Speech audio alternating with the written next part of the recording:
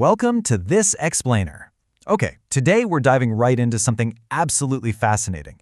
We're going to unpack the dramatic geographical staging and the firm moral boundaries laid out in the ancient text of Deuteronomy chapter 27. Now, you might be wondering, how exactly did ancient Israel establish its laws in a totally brand new land? Well, to understand how ancient societies actually bound themselves to a social contract, we have to look at the physical space they used to anchor those rules. I mean, it wasn't just about unrolling a dusty scroll, right? It was a deeply immersive physical experience. Let's kick things off with Section 1, Memorials on Mount Ebal, and how they set up this physical space for the law. Just look at this highly precise, step-by-step sequence they were given. Cross the Jordan River, set up these massive stones, coat them entirely in plaster so you can write the law very plainly, and then build an altar. They were literally turning a giant physical mountain into a permanent, easily readable billboard for their new society. But here's a really fascinating detail. For the altar of whole stones, there was a strict prohibition against using any iron tools. No iron whatsoever. The altar had to be built completely out of whole, natural stones. It's like they were ensuring this sacred space remained totally untouched by human craftsmanship, or, weaponry. And they weren't just up there reading a list of dry rules. They were commanded to offer burnt offerings, offer peace offerings, eat there together, and rejoice before the Lord.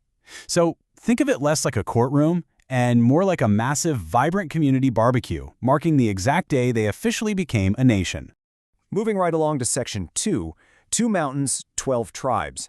This is all about the incredible geographical staging of blessing and cursing.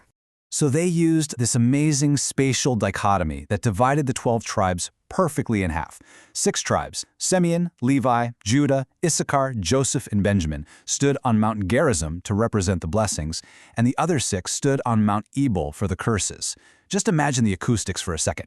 An entire nation shouting, creating this striking auditory split right across the valley. It must have been wild. Which brings us to Section 3, the curses and the Amen, declaring the moral boundaries. Now, rather than reading every single word of the curses the Levites shouted, let's look at the overarching themes.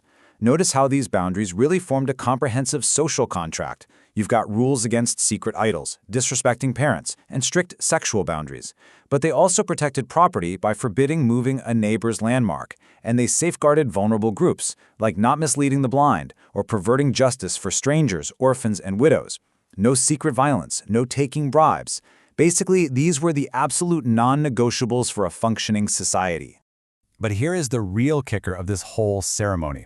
It's the rhythmic repetition required after every single curse, and all the people shall answer and say, Amen. You couldn't just stand there passively in the crowd. No way. You literally had to use your own voice to publicly and loudly accept the terms of this social contract. So, what does this all mean? How does using immense physical geography and forced communal participation actually solidify a moral contract? Well, it's a phenomenal psychological tool. By linking their laws to the very physical mountains they stood on and the words they shouted together as one, they made their social contract truly unforgettable. It anchored the law in the landscape itself. Pretty amazing, right? Thanks for joining me on This Explainer, and I'll see you next time.